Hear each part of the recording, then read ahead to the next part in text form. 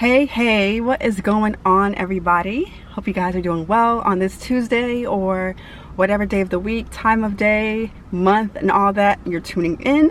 My name is Adrena Monet. Welcome and welcome back to the channel. So, as you can see from the video title, we're going to be continuing the conversation of my experience with a female narcissist. And this is a continuation, just of everything. And we're going to be talking about the discard, which the discard is just the day in which, or the moment in which you cut off the narc, or the narc cuts you off, whatever. And so that's what the whole discard phase is. And that's what we're going to be talking about today. I am not camera ready today. I'm also in my car. And so the view that you guys are going to have today is going to be of this brick wall. And so brick wall and some trees, as you can see. So hopefully you guys don't mind the view. You can definitely listen to what I'm saying and cook some food, clean up, or just multitask altogether, drive somewhere. So at least that's helpful, right? That you can focus on maybe one or two other things while you go ahead and listen to this segment of my story. So let's go ahead and get into it. Again, the discard phase of dealing with a narcissist is when you cut them off, or vice versa. That's what that is. So that day for me was on June 4th of this year. That was a Thursday, I believe. There were some days leading up to it anyways, and so I couldn't have guessed it would happen on this day, but the way this day flowed, it was pretty evident. And so I was at work on this day, and multitasking as well, and kind of hanging out in the Discord social media app that I've mentioned to you guys. And so whatever time that day, morning time-ish, late morning, for me, I had sat back for about 2 or 3 hours. I sat back for about 2 or 3 hours and watched the girl and the guy that I mentioned in my prior video and everything else. I'd watched the female narcissist and the guy interacting in the video lounge. The video lounge is like a video sharing space within the Discord app, and you can stream you can stream Hulu, Netflix, YouTube. You can watch video content in there and otherwise. And so they were hanging out, just the two of them, not anybody else in that space, and they'd done this before. And so this was just one of those instances, one of many instances that this had happened. And so yeah, so they'd watched like 2 or 3 hours of content together, and were and kikiing and talking or whatever for that time. And neither of them tagged me in, and that's easily doable. And so that wasn't done. And then she DM'd me after spending a good majority of the day already with him, and DM'd me and was like, "Oh, are you going to be on the voice call with us tonight?" And I was like, "I don't know, we'll see how I feel. The verdict is still out on that one." And so she was like, "Oh, okay." Careless about it, because she's going to be there. She's going to be demanding the attention, vying for the attention of whoever else was going to be present that night and everything else. So, it didn't matter if I was there or not, whatever. So that's just what that was. And then I DM'd her a few minutes later and was like, "Hey, actually, we need to talk," or whatever, just whenever you get a chance. And so she was like, "Okay, yeah, let's do that, whatever. And I said, "Okay, great." And then we ended up getting on a call like that afternoon for me, so about like 3:30 that afternoon for me.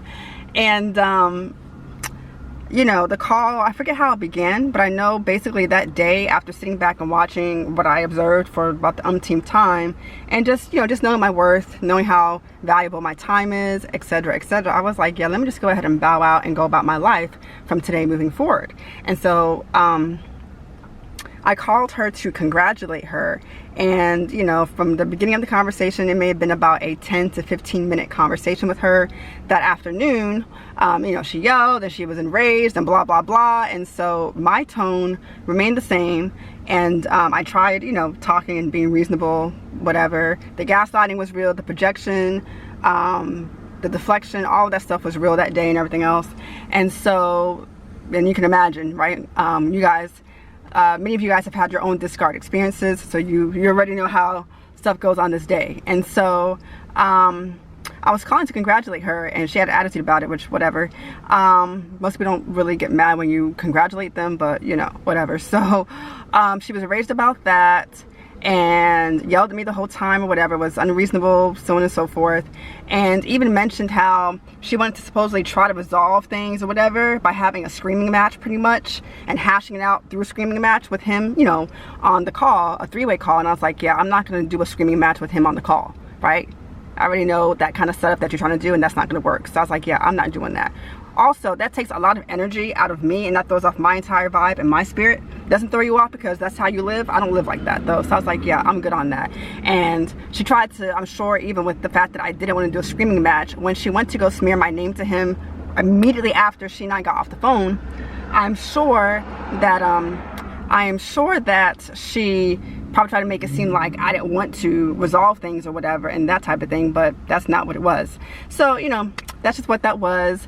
And even at one point as well, she made the comment of, well, I have nothing to lose by going to so-and-so and lying on you to him. And I'm like, of course you don't, you know, because you've been manipulating him and deceiving him since you guys first connected, and that's just what that is. And so you already know, you already know how to operate your puppet strings and do what you do to get him to side with you and think horribly about somebody who he should not think horribly about, and that type of thing. So she made that comment of, she made that comment of, I have nothing to lose by going to him and, you know, going off the mouth about you or whatever. And then she also made the comment of, what do you care if you never talk to him again, you know? And it's like, wow. Now, just for also for added context of this whole situation, the guy is her primary source of supply, right? And narcissistic supply is like anything that feeds their fragile, grandiose egos, you know, from hanging out with people that are, that have status in society, that have money, what's it called? That have whatever kind of, you know, genius and gifts and talents and stuff like that. People that, of course, give them excess attention, excess admiration, people that will worship the ground that they walk on, and that type of thing. And so he does that for her. So he's her primary source of supply, and has been for about a year now, right? And so, you know, I don't know if any of you guys were ever the primary source of supply, but I can only imagine the stories you guys can tell. So he's her primary source of supply. And so God forbid that ever, you know, end up, you know, God forbid the jig be up for her, because the jig will really be up. And so she can have that, obviously. And, you know, she was able to put together within seconds and minutes exactly how to go about smearing my name to him, or starting the whole smearing campaign that day. And that's just how that went, because again, she knew and knows exactly how to manipulate him and deceive him, etc.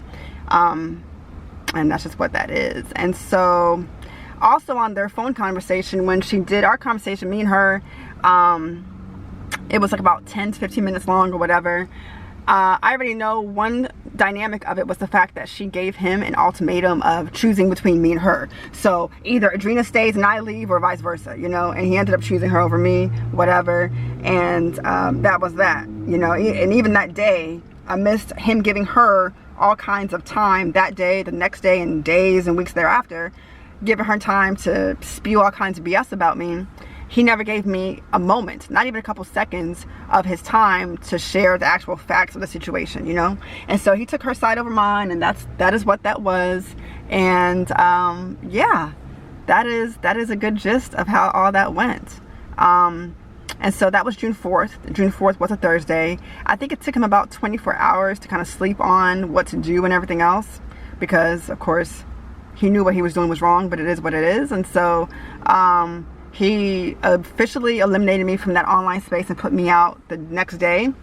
And yeah, so yeah, she got him involved in my Discard and everything, because it's not her online space, it's his online space, and he just allows her to be active and, you know, manipulate and do the things that she does. And yeah, she does what she does in that space. And yeah, that is that. Let me see if there's anything else I have noted down here. You guys know I wasn't gonna have a screaming match with her, but yeah, so that's pretty much how that went. And so thankfully life has been going on. Life has been sweeter since this day. Life has been so much sweeter, way less toxic, thank goodness.